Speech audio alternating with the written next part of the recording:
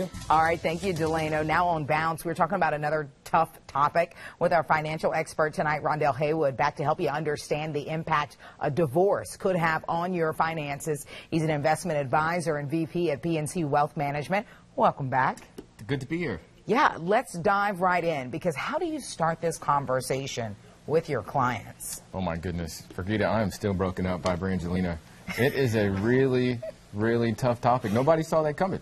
No. And a lot of times you don't see divorce coming. It is absolutely devastating, both emotionally and what we're going to talk about financially. I mean, the unfortunate fact is 50% of marriages are going to end in divorce, so it's very important for us to talk about it. Up front, a couple of things you want to think about. Okay. First thing, financially, you want to figure out what you're going to get and what you're going to owe, which we don't think about a lot of times. If you accumulated debts jointly, guess what? There's a good chance you might have to be responsible for paying that debt off. Wow. You as in both of you, or one party? Could be both. You think about a credit card. We have a credit card in joint name. Yeah. And is it fair for me to walk away with $20,000 of the debt and you walk away with zero? Don't answer that. I'm going to say no, but you'd probably say yes. Right. Exactly. To think about. Figure out what you have. Are you getting access to retirement accounts? Are there limitations with those? So, for example, unfortunately, a lot of people get divorced in their 30s. I've heard 20 sometimes. And you're way too young to get access to a retirement account.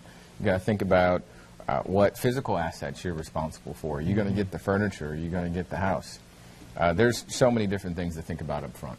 Definitely work with a financial advisor when it comes to this sort of thing?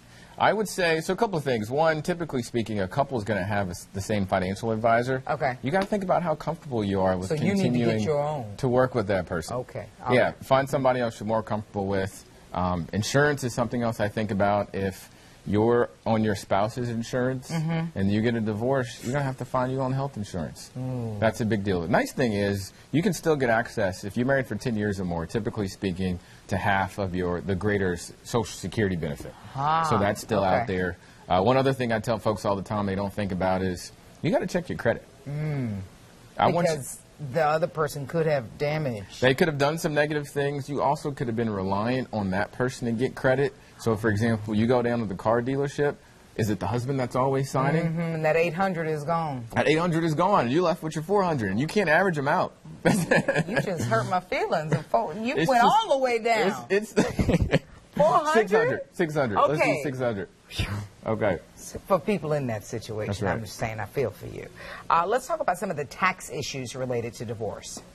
Well, the biggest thing you consider, if you've got $100,000 of income as a couple and you file jointly, let's say your tax rate is 25% or 15%. Okay. You could be as high as 28% with that same income if you file separately. The biggest shock that a lot of people see that have been married very early is that huge tax change. You want to think about that. Similarly related issue, you think about everything that has a beneficiary attached to it, like your retirement accounts. Okay. You got to think about changing those, particularly if it was a messy divorce. Yeah. You think about you may not like that person, but you're going to leave them your IRA or your 401k. I'm going to go out on a limb and say no. No, probably not. Yeah, negative ghostwriter. Okay, we talked about the lesser earning spouse getting spousal Social Security benefits if you've been married for that certain amount of time. 10 years or more. And then you weren't and you're not married is the other key. So you have to think about when you meet somebody new, you got to say, let me see your balance sheet first. Because I'm putting my Social Security at risk. Some people say no romance without finance. That's right. All right. Okay. Particularly later in life. Okay. Yeah. I see. Qualified domestic relations order. What is that? So it's really just a fancy document that divides your retirement account in half.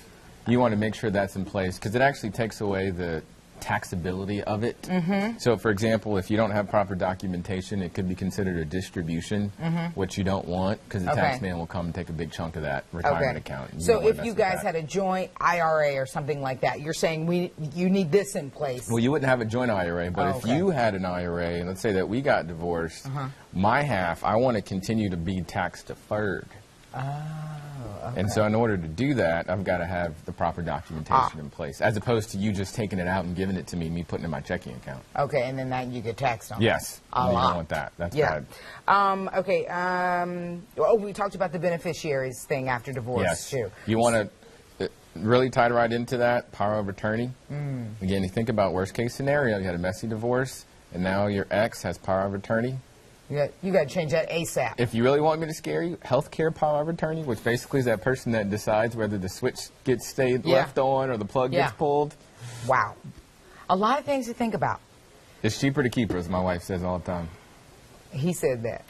Rhondale said that. Okay. All right. Thank you, Not Rhondale. that we ever have issues. I'm going to one day speak to Mrs. Haywood, and I'm going to get the other side of the story. Thank you, Rhondale Haywood. We appreciate you.